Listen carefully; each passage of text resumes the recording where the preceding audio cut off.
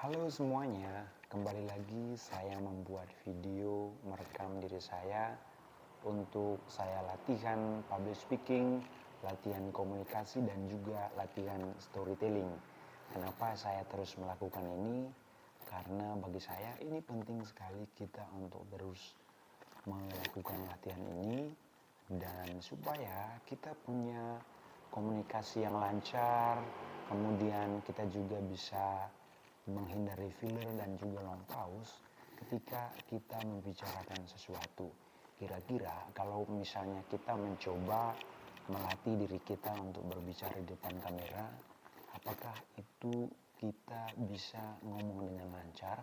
Atau misalnya ketika kita bicara di depan orang banyak, apakah kita mampu untuk berbicara dengan lancar tanpa filler dan juga tanpa long pause?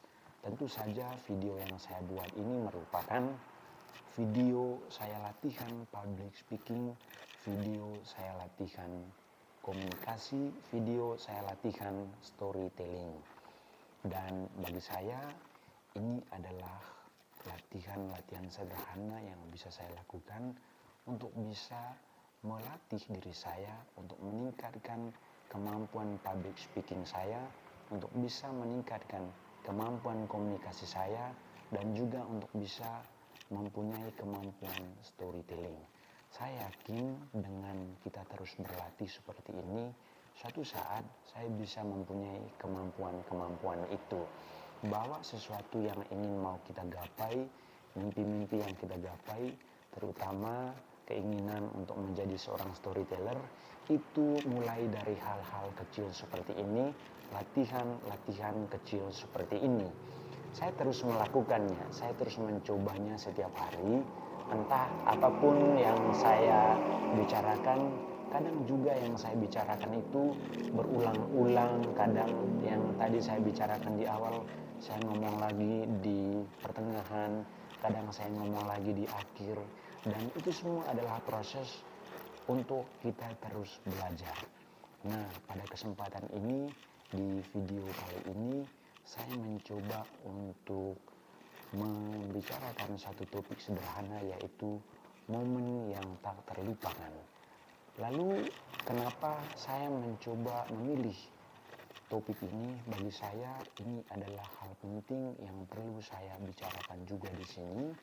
Dan juga kenapa? Karena hampir setiap orang itu pasti punya momen yang tak terlupakan dalam hidupnya. Tentu saja momen-momen yang tak terlupakan dalam hidupnya itu memberikan pelajaran-pelajaran penting dalam hidupnya, memberikan sesuatu yang berharga, juga ada makna-makna yang bisa diambil ataupun teladan yang bisa dipelajari dari momen yang tak terlupakan itu. Tentu saja momen yang tak terlupakan itu merupakan sesuatu yang memberikan kekayaan akan pengalaman-pengalaman kita di waktu-waktu yang pernah kita lewati. Dan pengalaman-pengalaman itu adalah sesuatu yang berharga, yang memberikan kesan yang bermakna bagi diri kita. Dan tentu saja siapapun yang punya momen yang tak terlupakan dalam hidupnya, yang pasti dia selalu mengingatnya, dia selalu pasti punya waktu-waktu tersendiri, dia pasti selalu merenungnya kembali dan mencoba untuk mengambil inspirasi ataupun motivasi apa sih yang sebenarnya harus saya gali dan juga perlu saya pelajari, saya petik poin-poin penting dari momen-momen yang tak terlupakan tersebut. Nah, semua kita pasti punya momen-momen yang tak terlupakan itu. Dan saya sendiri pernah mengalami suatu momen yang tak terlupakan dalam hidup saya. Dulu tahun 2019 ketika saya menjelang wisuda di bulan November, dan pada bulan Oktobernya saya kembali ke kampung. Dan kenapa saya memilih kembali ke kampung sebelum wisuda waktu itu? Dan karena waktu itu saya adalah orang yang sangat merindukan kampung halaman, makanya saya memilih untuk pulang dulu. Dan saya mencoba untuk pulang pada saat itu, mengabari bahwa di bulan besoknya saya akan wisuda. Dan pada saat itu di bulan Oktober saya kembali ke kampung dan saya disambut dengan hangat oleh kedua orang tua, oleh keluarga saya sendiri. Dan juga ketika saya pulang dari kampung pada saat itu, satu momen yang membuat saya itu sangat membuat saya sedih, membuat saya kadang jatuh air mata juga. Di dalam perjalanan kebetulan waktu itu saya pulang kampung dan juga balik ke Kupang juga waktu itu menggunakan kapal laut. Nah, di perjalanan kebetulan waktu itu malam harinya saya tidur di saudari saya di Manggarai Timur, tepatnya di Werana, dan pada pagi harinya saya harus berangkat menuju ke Aibere pada saat itu. Dan dalam perjalanan saya menaiki ojek dalam perjalanan menuju ke Aibere. Saat itu tiba-tiba ada seekor anjing yang mengejar motor yang saya tumpangi, dan saat itu juga kami langsung jatuh dan kaki bagian kiri saya terluka. Nah, itulah momen yang membuat saya pada saat itu saya jatuh air mata dan kaki saya harus mengalami luka, dan lukanya cukup berat pada saat itu. Nah, tapi hal itulah yang membuat saya pada saat itu, dan juga saya dalam diri saya sempat memutuskan apakah saya harus lanjut perjalanan ataukah saya balik ke kampung. Tapi karena memang waktu itu saya mau diwisudakan di bulan November, akhirnya pun saya berjuang dalam kesakitan. Saya berangkat menuju Aimere, dan di dalam kapal pada saat itu saya terus menjerit karena kaki saya luka, dan pun jalan ataupun langkah kaki saya juga lumayan pincang pada saat itu. Nah, pada saat saya tiba di Kupang pada saat itu saya istirahat selama 1 hari karena saya harus merawat kaki saya pada saat itu dengan obat dari apotik pada saat itu juga, dan saya sedikit mengkompres dengan air hangat.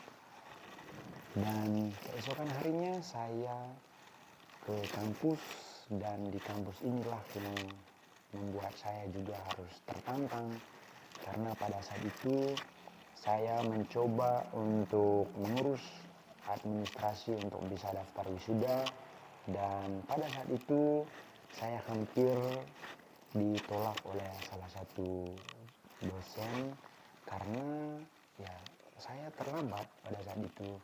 Dan waktu itu puji Tuhan saya mencoba untuk lobby, mencoba untuk negosiasi, dan saya menyampaikan keluh kesah saya pada saat itu bahwa kemarin saya istirahat total karena kaki saya harus dirawat, kaki saya harus dikompres dengan air hangat pada saat itu, dan saya pun waktu itu diizinkan dan administrasi itu pun saya urus dan mudah saja pada waktu itu, lancar, dan itulah momen-momen yang tak terlupakan bagi saya.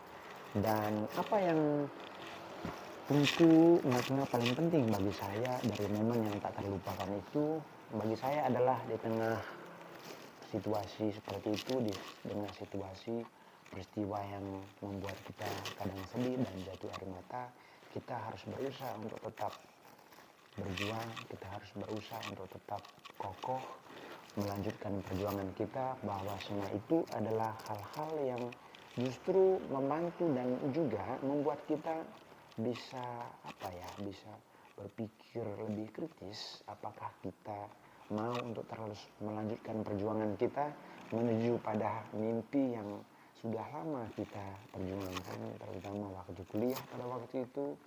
Apalagi saat itu saya mengalami sebuah situasi yang memang ini pengalaman berharga bagi saya di dunia kemahasiswaan pada saat itu, ada begitu banyak hal yang saya lakukan.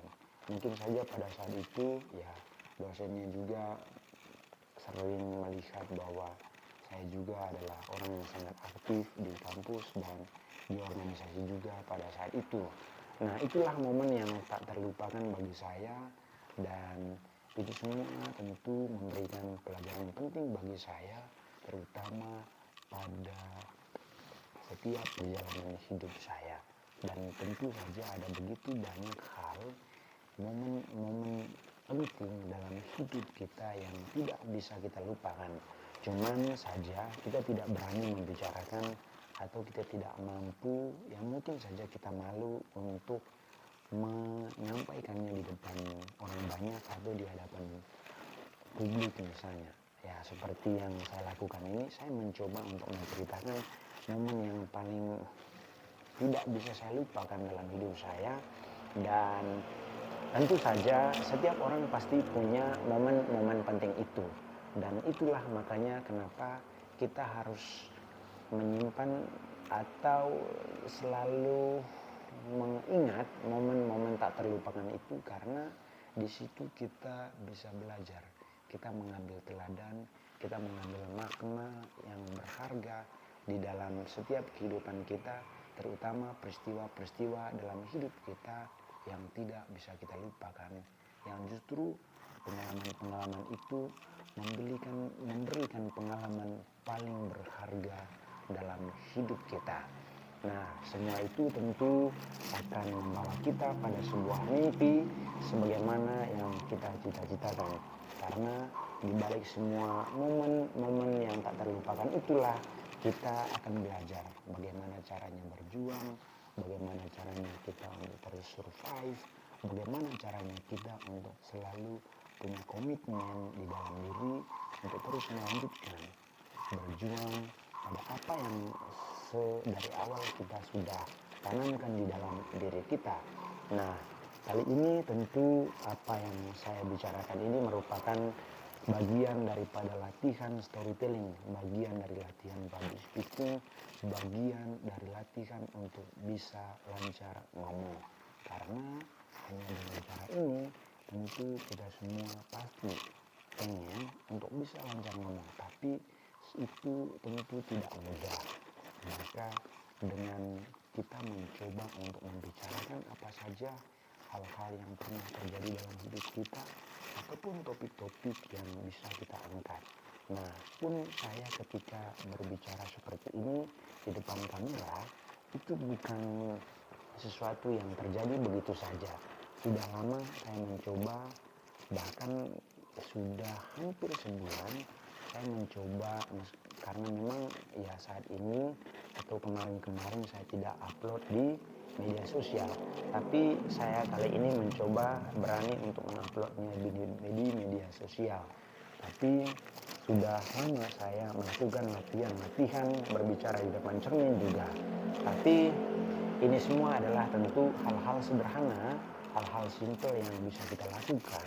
Bagaimana caranya supaya kita bisa benar-benar punya kemampuan storytelling dan juga public speaking, ataupun kita punya kemampuan komunikasi. Dan tentu saja semua orang pasti ingin bisa mempunyai kemampuan ini, tapi tidak semua orang itu benar-benar konsisten dan berani untuk memulai. Lebih baik kita mulainya dari sekarang, lebih baik kita berani untuk mencoba dari sekarang, daripada kita hanya cuma menjadi penonton saja, atau itu hanya apa ya istilahnya, kita kadang mau hanya berkomentar saja tapi kita belum berani begitu. Tapi harus benar-benar kita harus mulai. Kalau kita mau pengen punya kemampuan kelancaran berbicara, storytelling, public speaking misalnya, kita coba, kita berani untuk latihan ngomong di depan kamera. Maka apa yang saya lakukan ini merupakan salah satu cara paling sederhana, paling simple untuk bisa mempunyai kemampuan-kemampuan itu. Dan ada banyak hal tentu manfaat yang nanti akan kita bisa dapatkan, tapi semua itu kita jangan dulu berorientasi ke sana. Kita lebih baik mencoba saja dulu pelan-pelan, kira-kira bagaimana ketika misalnya kita berbicara, terus melakukan latihan dengan mencoba mengangkat, membahas berbagai topik-topik menarik, ya mulai dari hal-hal sederhana. Karena semua itu adalah bagian penting yang perlu kita siapkan untuk menuju pada kemampuan yang mau kita miliki, terutama adalah kemampuan public speaking, kemampuan komunikasi, dan juga kemampuan storytelling.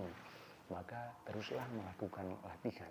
Karena hanya dengan latihan-latihan sederhana seperti ini, kita pasti bisa dan kita pasti mampu untuk menyelesaikan berbagai topik, membahas topik-topik yang mungkin ya sangat simpel, tapi itu semua adalah bagian dari latihan.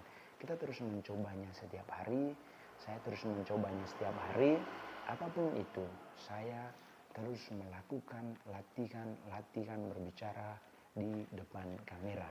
Entah apapun komentar orang tentang apa yang saya bicarakan ini, tapi kan semua itu adalah bagian dari proses. Karena kalau misalnya ketika kita tidak berani memulainya, mau sampai kapan kita bisa gitu. Ya, ibarat seperti seorang penulis yang hebat, tentu ketika tulisan-tulisannya terus dia publikasikan, yang pasti dia pasti mengalami banyak kritikan dari banyak orang gitu. Tidak sedikit juga orang yang menghinanya, tidak juga sedikit juga orang yang membenci tulisannya.